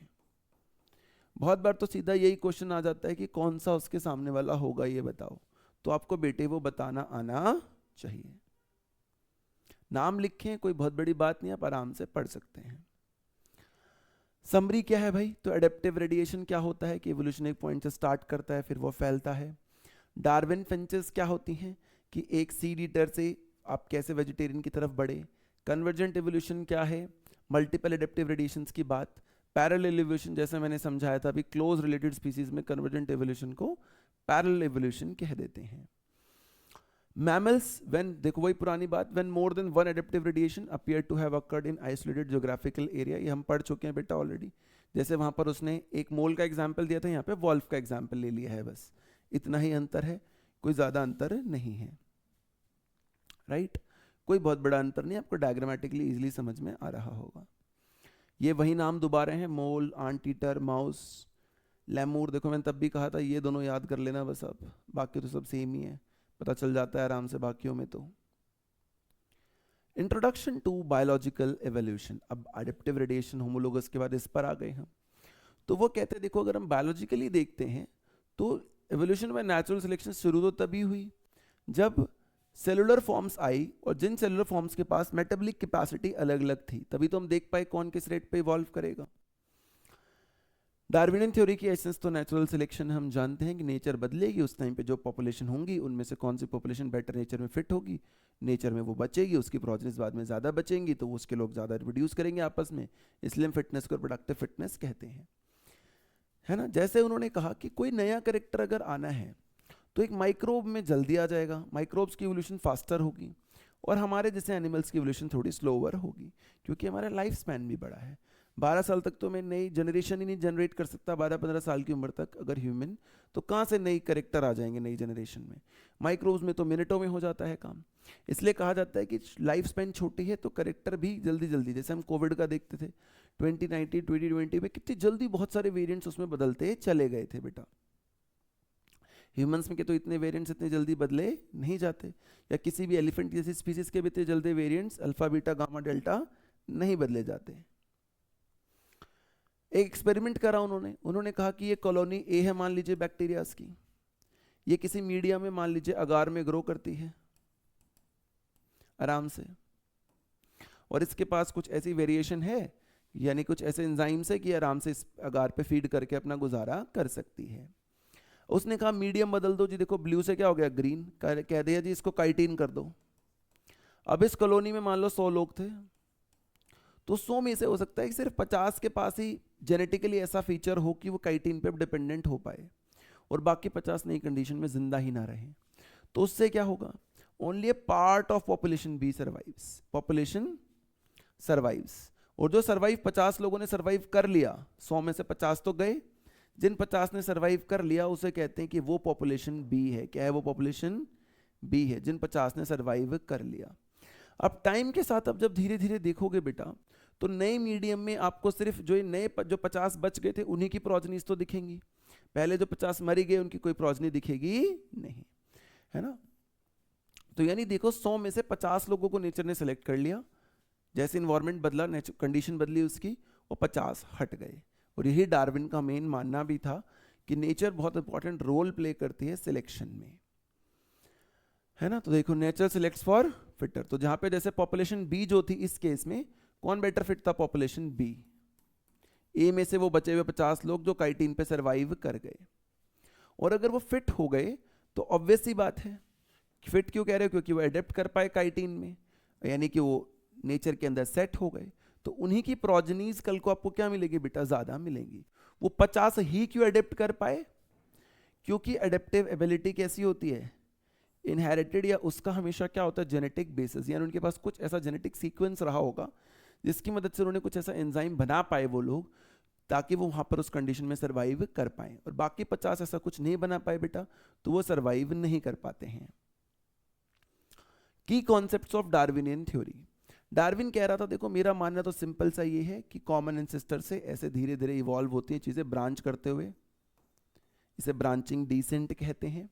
और दूसरा, नेचर जो होती है समय समय पर उस ब्रांचिंग में से किसी किसी पर्टिकुलर पॉपुलेशन को सिलेक्ट करती रहती है, किसी किसी को एलिमिनेट करती रहती है, तो नेचुरल सिलेक्शन। उसके 2 पॉइंट्स है सिंपल से प्रपोज्ड बाय। इसके अलावा भी डार्विन से पहले भी, बिफोर डार्विन भी बहुत लोगों ने कुछ कुछ बातें हमें बताई हैं। जैसे लेमार्क का कहना था कि भाई यूज और डिसयूज पे चीजें डिपेंड करती हैं, कि अगर हम ऑर्गन का इस्तेमाल करेंगे तो हमारे अंदर रहेगा, ऑर्गन का इस्तेमाल नहीं करेंगे तो नहीं रहेगा। जैसे कि जिराफ का एग्जांपल उन्होंने दिया कि भाई इन्होंने पत्ते खाने की कोशिश करी, तो देखो नेक धीरे धीरे क्या हो गई, इलोंगेट हो गई, और ये इलोंगेटेड नेक का करेक्टर अगली जनरेशंस को भी पास हो गया। इसको बोलते हैं theory of inheritance of acquired traits, कि आपने जो ट्रेट यहाँ पर एक्वायर करी वो अपनी अगली जनरेशन में क्या कर ली, इनहेरिट कर ली। यहाँ पर क्या करी, ट्रेट एक्वायर करी लॉन्ग नेक वाली, यहाँ पर अगली जनरेशन में इनहेरिट कर दी। लेकिन बाद में इसको ऑगस्ट वेस्टमैन, एनसीईआरटी में नहीं है हालांकि, ऑगस्ट वेस्टमैन ने डिस्कार्ड कर दिया था। उसने बोला सिर्फ वही ट्रेट्स नेक्स्ट जनरेशन में जाती हैं जो जर्म सेल्स को फिट करती हैं। ऐसा नहीं है कि कोई भी ट्रेट अगली जनरेशन में चली जाएगी, ऐसा नहीं होता है। उन्होंने बिल्कुल साफ साफ मना कर दिया था। इसके कंक्लूजन को बाद में बेटा मना कर दिया गया था। इस कंजक्चर या इस अनुमान को आज के दिन कोई नहीं मानता है। अब हमें 2 चीजें याद रखनी होती हैं। इवोल्यूशन को एक प्रोसेस की तरह माना जाता है जब हम क्या करते हैं, हम दुनिया की बात करते हैं, स्टोरी ऑफ दिस वर्ल्ड। लेकिन वर्ल्ड की बात करते हैं तो इवोल्यूशन एक प्रोसेस है। लेकिन स्टोरी ऑफ लाइफ ऑन अर्थ की अगर हम बात करते हैं, स्टोरी ऑफ लाइफ ऑन अर्थ, तो फिर वो कोई प्रोसेस नहीं है। Life is a consequence of a process. कौन सी लाइफ कब अर्थ पे रही, ये तो नेचुरल सिलेक्शन के कारण ही हो रहा है ना, किसको रख रहे हो किसको हटा रहे हो, तो वैसा। बट ये कहने की चीज है।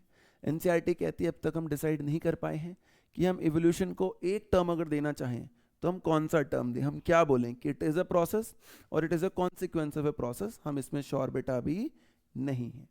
बट वैसे याद रखना, स्टोरी ऑफ वर्ल्ड में क्या बात करेंगे हम, इट इज अ प्रोसेस, और story of life on earth में कहेंगे it is a consequence of process called as natural selection. Darwin was heavily influenced by a scientist known as Thomas Malthus, और एक और साइंटिस्ट जिसका काम Darwin जैसा था वो कौन थे, वो थे Alfred Wallace. Natural selection based on 3 factual observations, कि नेचर रिसोर्स लिमिट में होते हैं, पॉपुलेशन, फैक्ट है ये बात, पॉपुलेशन स्टेबल साइज में होती है एक्सेप्ट फॉर सीजनल फ्लक्चुएशंस, ऐसा उनका मानना था। Members of population very in characters, कोई भी 2 इंडिविजुअल्स एक किसी पॉपुलेशन में एक जैसे कभी भी नहीं होते हैं। ये 3 बातें मानकर ही हम नेचुरल सिलेक्शन के फंडामेंटल प्रिंसिपल मानते हैं इनको, तभी हम नेचर को मानते हैं कि वो सिलेक्ट कर रही है। अगर नेचुरल रिसोर्स अनलिमिटेड हो सोचो तो नेचर क्यों सिलेक्ट करेगी, फिर सब रह लेंगे आराम से, यार दिक्कत ही क्या है फिर तो, है ना। और पॉपुलेशन बहुत ऊपर नीचे हो रही हो बार बार अपने आप ही, तो फिर भी दिक्कत है। नेचुरल सिलेक्शन को मैं कैसे क्राइटेरिया मान लूँ, तो ये 3 मैं बेसिक टर्म्स मानता हूँ। और कोई 2 लोग बिल्कुल एक जैसे, तब नेचर कैसे डिसाइड कर पाएगी फिर किसको रखूँ किसको नहीं, तो इसलिए वो 3 हम बोलते हैं कि 3 फैक्चुअल चीजें यहां पर हमारे साथ रहती हैं, राइट। तभी हम इस थ्योरी पे आगे बढ़ सकते हैं।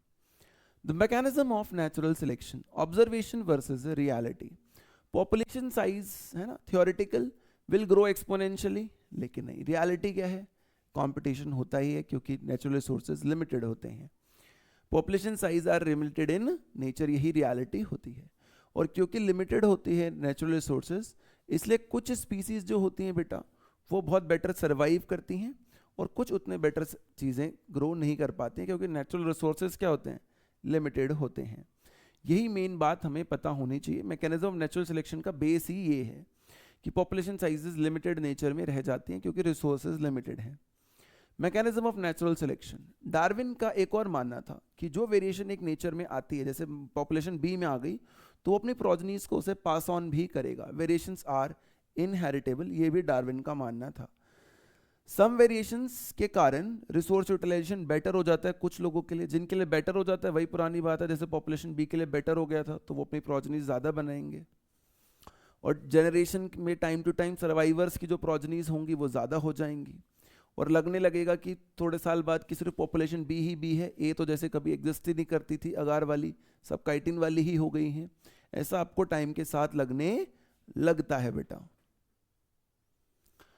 फिर बात आती है देखो कन्वर्जेंट एवोल्यूशन की, डार्विन थ्योरी की, लेमार्किज्म की, ये सब भी पॉइंट्स हमारे को पता होने चाहिए कि कन्वर्जेंट एवोल्यूशन हमने पढ़ लिया कि दो अलग अलग लोग हैं, एक पॉइंट पर आएंगे, डार्विनियन थ्योरी पढ़ ली, लेमार्किज्म हमने पढ़ लिया, ये पॉइंट्स हमें एकदम क्लियर होने चाहिए।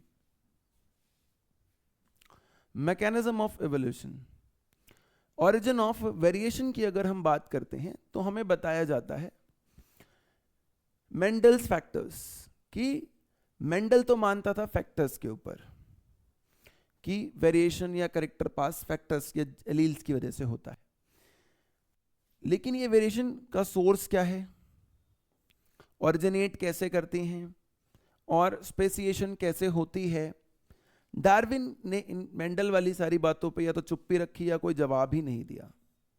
वो नहीं बता पा रहा था कि जो मैं कह रहा हूँ बीक बदल गई, जो मैं कह रहा हूँ कि पॉपुलेशन बी में कुछ बदलाव आ गए, ये आए किसकी वजह से, डीएनए बदला है, जीन बदला है, क्रोमोसोम बदला है, क्या बदला है, उसको इस बात का कोई ज्यादा आइडिया बेटा नहीं था। Hugo de Vries early 20th century का साइंटिस्ट है, इवनिंग प्राइम रोज पे एक्सपेरिमेंट्स करे गए और कहा गया क्या कि भैया म्यूटेशन होती है, यानी जेनेटिक मेकअप में कुछ चेंजेस होते हैं जिसके कारण वेरिएशंस आती हैं,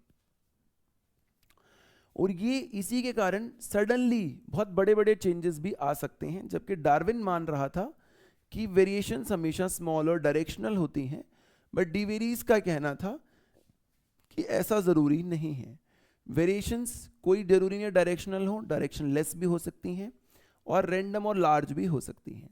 ये दोनों डिफरेंसेस भी नीट के एग्जाम में बहुत बार पूछे जा चुके हैं बेटे।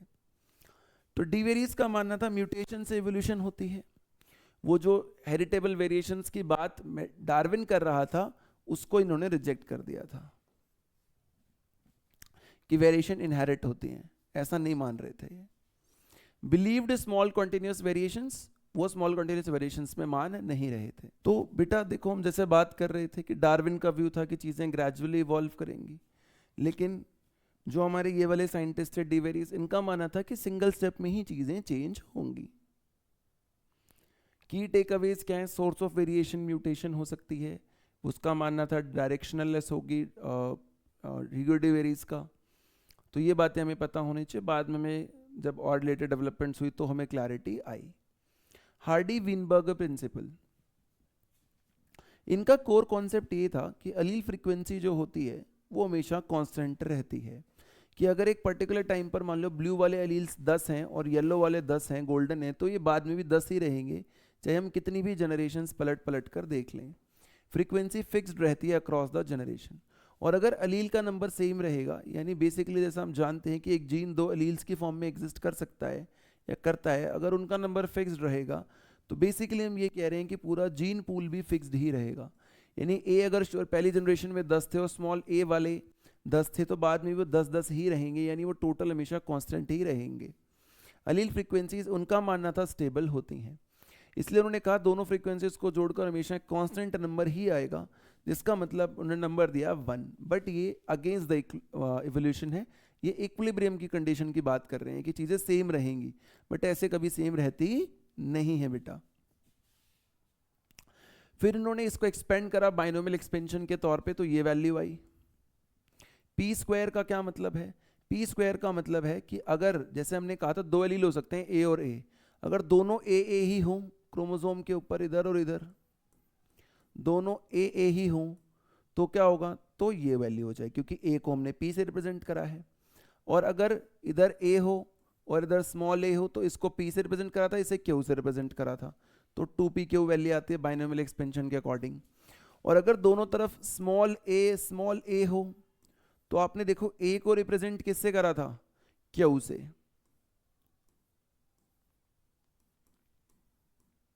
तो देखो ये लिखा हुआ ना q से और इससे, इसलिए इसकी वैल्यू हो जाएगी क्या, q स्क्वायर। तो ये वैल्यूज आपको पता होनी चाहिए। तो एक्सपेक्टेड वैल्यू कहते हैं कि इनकी 1 होनी चाहिए। अब जितना डिफरेंस होगा जब हमने मेजर करा, differ from the expected value, जितना दूर चली जाएगी वैल्यू 1 से या कांस्टेंट वैल्यू से, उतना ज्यादा इसका मतलब उस पॉपुलेशन में वेरिएशन हुआ होगा। सिंपल सी बात होती है कि जितना ज्यादा इस जेनेटिक इक्विलिब्रियम में जनरेशन टू जनरेशन जो इक्विलिब्रियम बना रहना चाहिए था उसमें डिस्टरबेंस होगा, उतनी बेटर इवोल्यूशन हमें नजर आएगी। Change of frequency of alleles in A population results in evolution.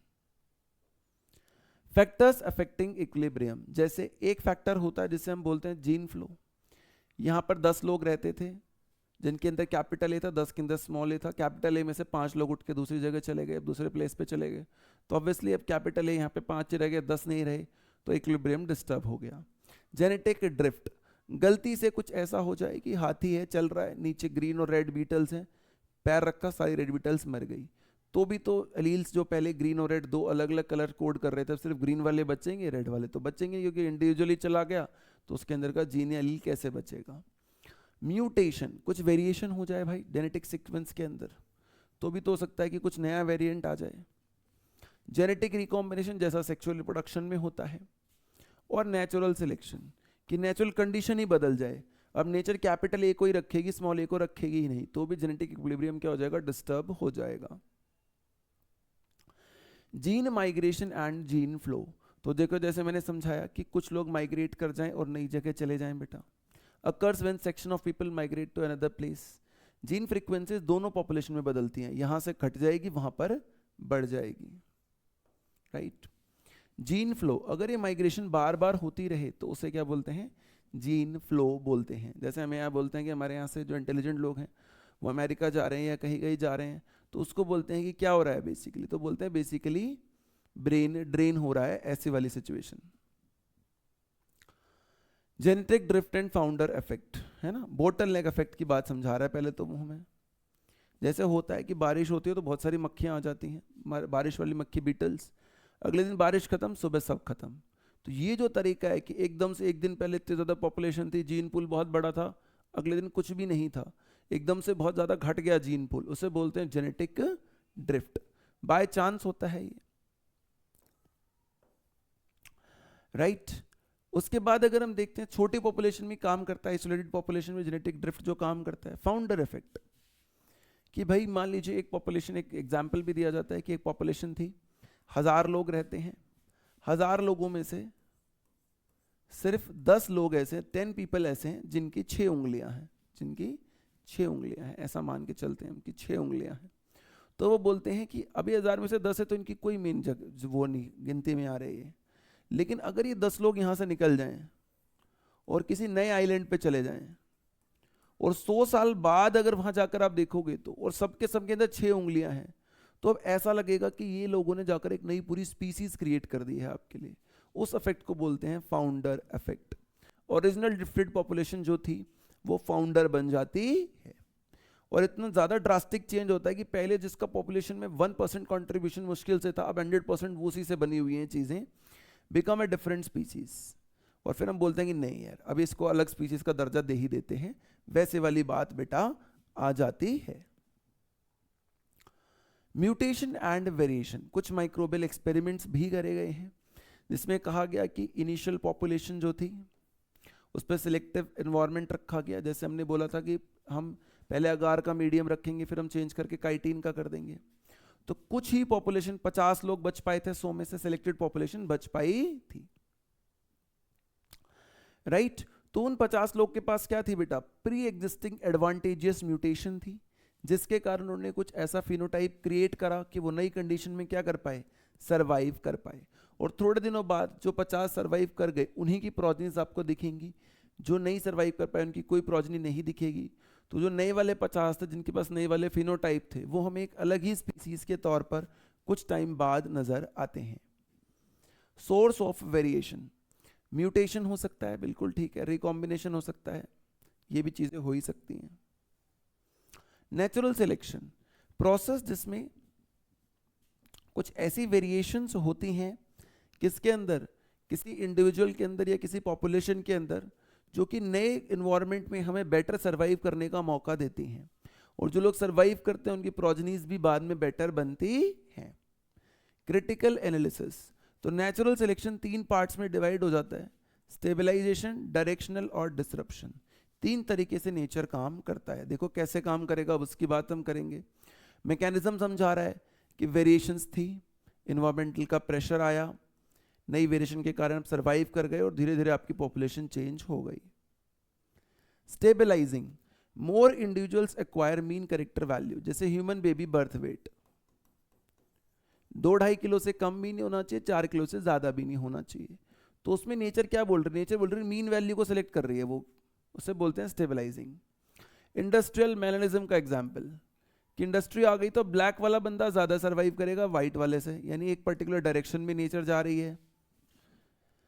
और डिसरप्टिव, कि मान लो मैं लार्ज कॉर्न सीड को सिलेक्ट करूंगा, स्मॉल कॉर्न को भी सिलेक्ट करूंगा, लेकिन मिडल जिसका साइज होगा उसे सिलेक्ट नहीं करूंगा।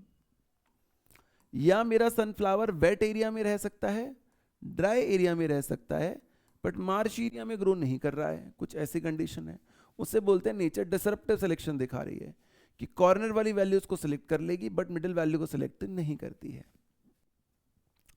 तो more individuals acquire mean character value, value other than mean, peripheral character value को ले लेना, सेंट्रल को छोड़ देना।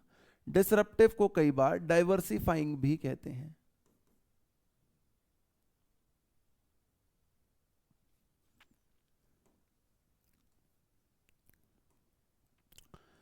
डिसरप्टिव को कई बार डाइवर्सिफाइंग भी कहते हैं बेटा, ये हमें पता होना चाहिए।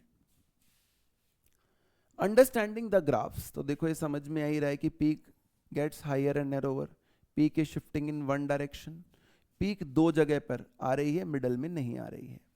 तो ये तीनों हमारे नेचुरल सिलेक्शन के एग्जांपल्स होते हैं। ये जो 5 फैक्टर्स हैं हमारे, इन सब ने हमें डिस्टर्ब करा है हार्डी-वेनबर्ग के जेनेटिक इक्विलिब्रियम को, gene flow, drift, mutation, natural selection and recombination, right. Appearance of life forms, धीरे धीरे कैसे हमारे पास नई नई लाइफ फॉर्म्स आई हैं, अगर हम उसकी बात कर लेते हैं तो हमें बोला जाता है 2000 मिलियन साल पहले फर्स्ट सेलुलर फॉर्म आई थी। अननोन मैकेनिज्म्स थे, कैसे कैसे इवोल्यूशन हुई नॉन सेलुलर एग्रीगेट्स की हमें नहीं पता है। कुछ सेल्स ने ऑक्सीजन रिलीज करा वया प्रोसेसेस लाइक फोटोसिंथेसिस, ऐसा एनसीईआरटी कहती है। मल्टी सेलुलर चीजें बनी फिर धीरे धीरे यूनिसेलुलर से, 2000 पहले सेलुलर, 3000 मिलियन साल पहले नॉन सेलुलर आए थे, है ना। फिर देखो 500 मिलियन साल से लेकर 320 तक का फेज, 500 मिलियन ईयर्स पहले इन्वर्टिब्रेट्स एक्टिव हो गए, यानी कि बेसिकली अगर मैं बोल दूं इन्वर्टिब्रेट्स में यूरोकॉर्डेट्स, सेफेलोकॉर्डेट और उससे पहले वाले सारे नॉन कॉर्डेट्स आते हैं। 350 मिलियन साल पहले फिश जो है वो लैंड की तरफ बढ़ी, jawless fishes I, cyclostomes with stout and strong fins capable of moving on land. 320 million साल पहले सी वीड्स, गलत मिसनॉमर है, कहते सी वीड है पर ये फोटोसिंथेसिस में बहुत इंपॉर्टेंट रोल निभाती हैं, ये एग्जिस्ट करी। और first organism to invade land were plants.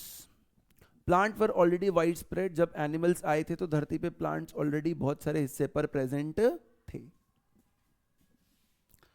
फिर कहा जाता है 350 मिलियन साल पहले में लोब फिन्स भी दिखाई दी, जिसमें से एक का नाम होता है बेटा कोइलिशंथ। पहले इसको एक्सटिंक्ट माना गया था बट इसको अभी हमने डिस्कवर कर लिया 1938 में दोबारा से। Evolutionary significance, the first amphibians, highly significant, ये लोग आए फिर। Direct ancestors that evolved into first amphibians living on both land and water. Amphibian ancestors and descendants, direct ancestors of modern day frogs and salamanders, ये उस time पर evolve करे। इनका कोई ओरिजिनल स्पेसिमेन तो हमारे पास आज नहीं है, बट जैसे हम ब्रांचिंग डिसेंट में कह रहे थे, उनकी अगली जनरेशन वाले ऑर्गेनिजम्स हमारे पास आज हैं। एम्फीबियंस धीरे धीरे रेप्टाइल्स में कन्वर्ट हो गए, और मॉडर्न डिसेंडेंट्स अगर हम रेप्टाइल्स के देखते हैं तो टॉर्टोइज, क्रोकोडाइल्स, ये सब हमें नजर आते हैं। रेप्टाइल्स के पास एग जो बाहर था उसमें एक प्रोटेक्टिव शेल आई जिसमें हम क्लिडोइक एग कहते हैं, जैसा कि एम्फीबियन में नहीं था, क्योंकि एम्फीबियन को सनरेज को नहीं बियर करना था, जबकि इनको सनरेज को बियर करना होता है। Evolution of plant forms, early tracheophyte या एंसेस्टर्स इवॉल्व करे कौन से एरा में? पैलियोजोइक एरा में। स्पोर बियरिंग या नेक्ड सीड प्लांट्स यानी कि जिम्नोस्पर्म्स वगैरह मेसोजोइक एरा में, और एंजियोस्पर्म्स कब आए हैं? सीनोजोइक एरा में आए हैं। ये एरा वाइज एक टेबल एनसीईआरटी में, उसकी कुछ हाइलाइट्स मैंने आपको यहां पर बताई हैं। एज ऑफ रेप्टाइल्स, 200 मिलियन साल पहले जायंट फर्न्स दिखे थे हमें, were abundant, eventually falling to form earth coal deposits. Important line है नीट के अकॉर्डिंग, है ना। 500, 320 मिलियन, 2000 मिलियन, अब हम 200 मिलियन पे आ गए। Some land reptiles return to water around 200 million years ago. Ichthyosaurs, ये रेप्टाइल है बेटा। इक्थियोफिस जो हम 11th में एनिमल किंगडम में पढ़ते हैं वो एम्फीबियन है। Cenozoic era,